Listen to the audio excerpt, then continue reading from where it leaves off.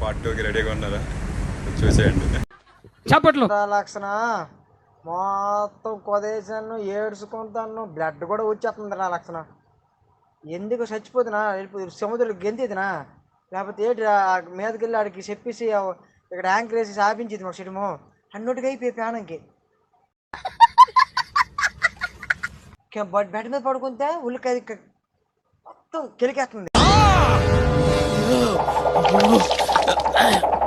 వాంతి వచ్చేస్తుంది వాంతుల్లాగా.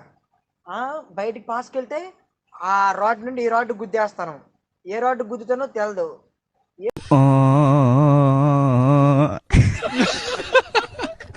ఏడ్చేద్దాం పరిస్థితి ఏడ్చుకుంటాను, వాంతులు వచ్చేస్తాను.